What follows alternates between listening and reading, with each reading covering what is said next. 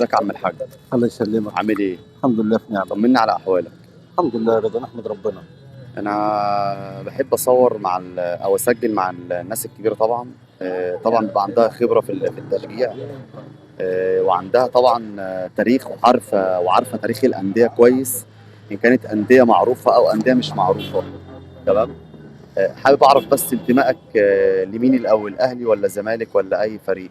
أولا أنا بشجع الكرة الحلوة، اه لكن انتمائي الحقيقي فعلا للنادي الأهلي. تمام. ومن أهم المعجبين بالكابتن محمود الخطيب والكابتن حسن حمدي. مم. وطبعا كنت بحب الكابتن فاروق جعفر وطه بصري وعلي خليل وحسن شحاتة وعادل عبد الواحد ولاعيبه كتير قوي. يعني انا اقدر اقول لك تشكيل الزمالك والاهلي، لان احنا زمان كنا بنحب الكوره عشان الكوره، مش عشان خاطر الماديات اللي بقت دلوقتي ماليه حياتنا في كل المجالات بما فيها الكوره.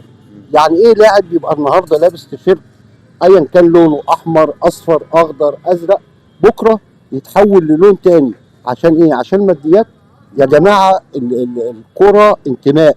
زمان كان لما حصل مشكله انا متذكرها بين الجماهير، الخطيب خد حسن شحاته في ايديه وراحوا للجمهور المدرجات الدرجه الثالثه شمال والثالثه يمين.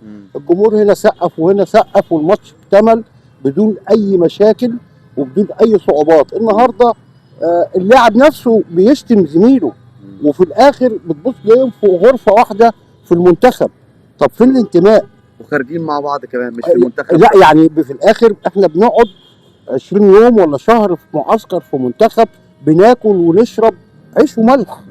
ده فين انتمائك لصاحبك لفانيلتك؟ فين؟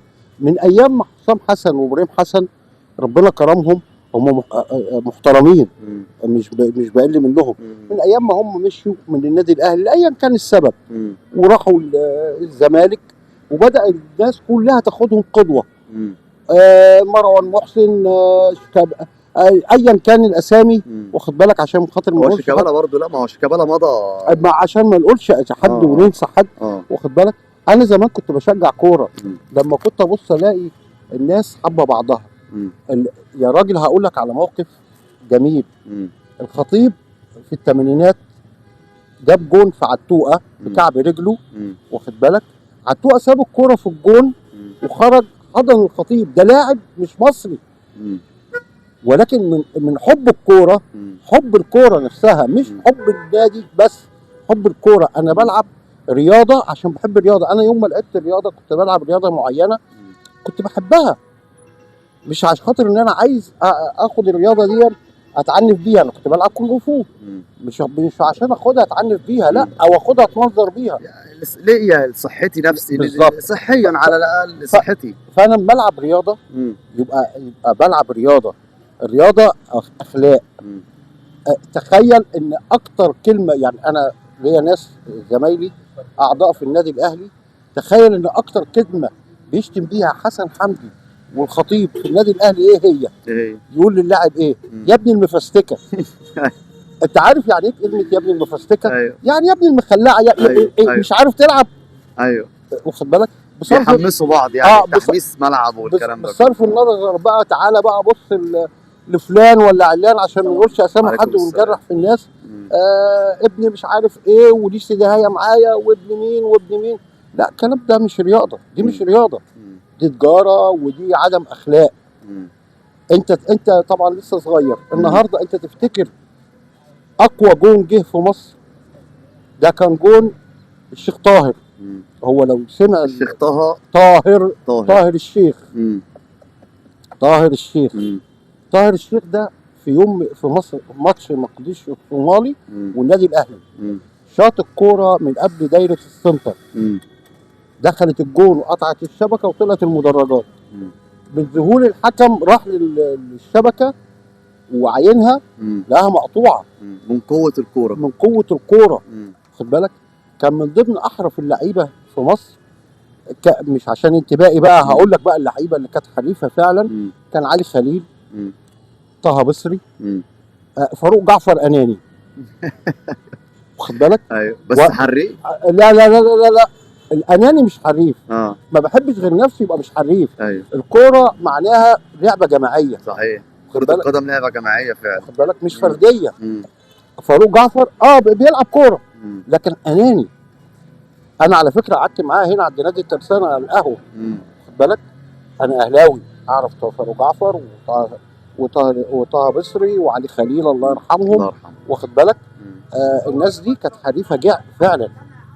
كان علي خليل ده انا فاكر له ماتش مم. نزل المباراه، كان ماتش الاهلي والزمالك، مم.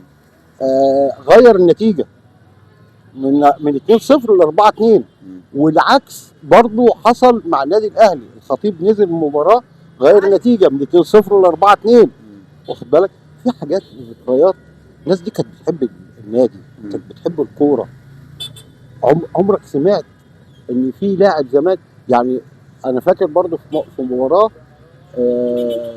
اكرامي عقد حسن شحاته، مم. مش عارف يعمل معاه حاجه. مم. الجمهور طلع عليه كلمه انا ما ينفعش اقولها طبعا. أيوة. واخد بالك؟ لا جماهير، ما حدش بيعتمد على الجماهير جماهير برضه مهما كان. جماهير طلعت كلمه على حسن شحاته وحوار، واخد بالك؟ هو نفسه يعني في اخر الماتش بسوا بعض. مم. خلاص الماتش خلص فبصوا بعض والماتش خلص وانتهى. خلاص. مش زي النهارده. النهارده انت ممكن بعد الماتش ما يخلص تبص تلاقي ده طالع على السوشيال ميديا، وده طالع على القناه بتاعته، وده طالع مش عارف فين، ويقول على زميله ويقول على صاحبه. ده صاحبك.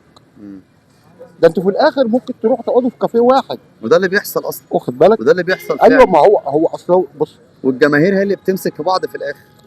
انا ليه احرق دمي؟ انا النهارده بقيتش اتفرج على كوره. احرق دمي ليه؟ مش زي الاول. لا لا لا لا لا. اتفرج على كوره ليه؟ ان كان هو نازل عشان عامل حسابه انه هيقبض مليون جنيه، مش نازل عشان يفرحني ويسعدني انا بالكوره.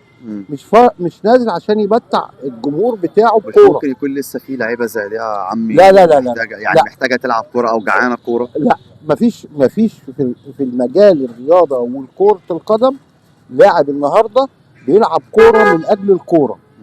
لا، بيلعب هو تجاره.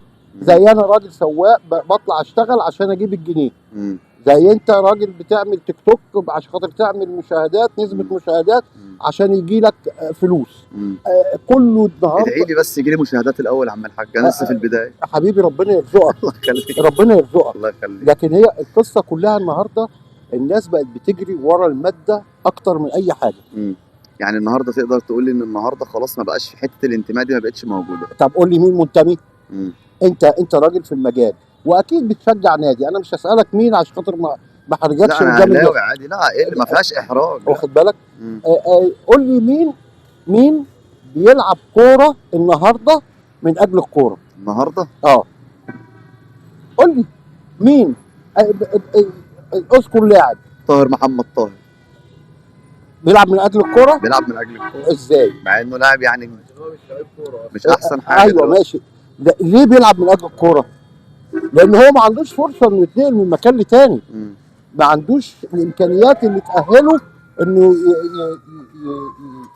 يطور من نفسه ماديا. طب احمد السيد ما بيلعبش من اجل الكوره؟ لا لا لا، ما فيش لاعب النهارده بيلعب من اجل الكوره. طب هات اي لاعب النهارده وهات بقى الراجل بتاع السعوديه، واخد بالك؟ هو ده اللي بوظ الدنيا. وقول له تعالى اشتري لي مصر المقاصه. لا هو ده اللي بوظ الدنيا. مش هنكذب ولا اشتري لي الاهلي ولا اشتري لي الزمالك ولا اشتري لي اي نادي، واخد بالك؟ هيقول لك هات قبضني. مش هنضحك على بعض. بس خلاص. الصفقه بتاعت صلاح محسن والدنيا مش احسن حاجه حبيبي. الدنيا مش بخير. صفقات كتير. لا هي اول صفقه تم تداولها من جانب تركي الشيخ للاهلي كانت صفقه ب 40 مليون جنيه، كانت صلاح محسن. كان تركي آل الشيخ. بالظبط كده.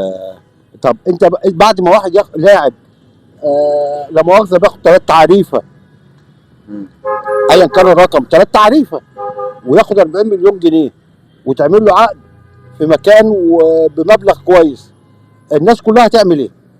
انا احرف منك. كله طبعا عايز ياخد. انا احرف منك طبعا. فبالتالي انا عايز اعلى منك. انا ما بعرفش العب كوره لكن اتعمل لي اسم فعايز اخد مبلغ. انا ايه اللي يقعدني في الاهلي ولا في الزمالك ولا في الاسماعيلي ولا في انبي ولا في اسماعيل ليه؟ مم. فين نادي الاسماعيلي اللي كان بيطلع اجيال؟ طب بما اننا ذكرنا الاسماعيلي، هل النادي الاهلي، الكلام المتداول دلوقتي، هل النادي الاهلي فضل نادي الاسماعيلي وفضل نادي الزمالك؟ ما حدش بيفضي حد. مم. انت جيبك فيه فلوس، مم. انا ينفع اخدها بدون ارادتك؟ لا طبعا. خلاص.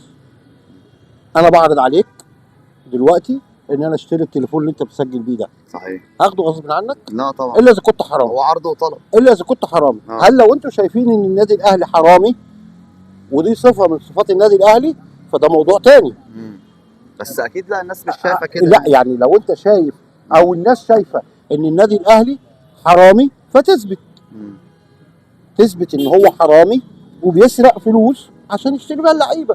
ما حدش بيشتري حد ولا بيبيعه هدومه من غير مزاجه. انت لو اتفرجت على الفيلم بتاع فؤاد المهندس زمان لما كان محامي واترفع في قضيه اغتصاب، جاب انبوبه وجاب ازازه حباره وقال له امسك الازازه وادي الحباره، وقعد يدخل في الحباره شمال ويمين. قال له مفيش حاجه غصب عنك. صحيح. لازم يبقى بمزاجك. صحيح. فانا مش هشتري منك الا اذا كنت انت مش لاقي وانا معايا امكانيات. صحيح. فهشتري منك حتى لو بالبخس او بالثمن الصح. هشتري. طيب ممكن حاجه اخيره نوجهها للكره المصريه عموما، كلمه منك اخيره كده، بما ان حضرتك عارف تاريخ وشفت قد ايه ان الناس كان عندها انتماء في الوقت بتاع زمان، او في السبعينات او في الستينات او حتى في الثمانينات. اقول لك على حاجه، احنا عايزين حاجه واحده بس. عايزين منتخب. عايزين منتخب ينتمي للبلد. مش منتخب اللاعب يجي يلعب خايف على نفسه عشان خاطر لو اتكسر او اتصاب هيضيع عليه صفقه من الصفقات اللي هو عاملها، او هيقعد مش هياخد راتب. يعني محمد صلاح طبعا انا مش بذم فيه، اللي هو محمد صلاح بتاعنا. تمام. محمد صلاح بيلعب في الكاس العالم بره وبره في منتهى الجمال. بيجي هنا بيخاف على نفسه. يقول لك لو اتصبت مين اللي هياكلني؟ مين اللي هيديني الملايين اللي باخدها؟ صحيح. كل اللعيبه كده. كل لاعب بيخاف على عقده الاحترافي وهو في المنتخب. بيقول لك انا لو اتصبت الدوله مش هتعالجني. الدوله مش هتعالجني. الدوله مالهاش علاقه، هو الاتحاد هو اللي ماسك اللعيبه، هو الدوله مالهاش علاقه. في الاخر اسمها ايه؟ المنظومه بتاعت المنظومه الرياضيه اللي هي بتاعت وزاره الشباب والرياضه واتحاد الكوره. واتحاد الكوره والشباب والرياضه بيمثلوا مين؟ الدوله. المنتخب. بيمثلوا الدوله. ايوه. الدوله. انت خايف ليه؟ اصل كلامه واضح. بنخاف سلم يا عم. لا يا حبيبي، انا مش مساله خوف. الدوله مالهاش علاقه بالكوره. هي الدوله مالهاش علاقه بالكوره. بص لك على حاجه، زمان سنه 91 ولغايه النهارده الناس بتتكلم عن مجدي عبد الغني. الجول الوحيد اللي جبناه في كاس العالم من ضربه جزاء مجدي مقشه. واخد بالك؟ مجدي عبد الغني بيته هنا في المهندسين. واخد بالك؟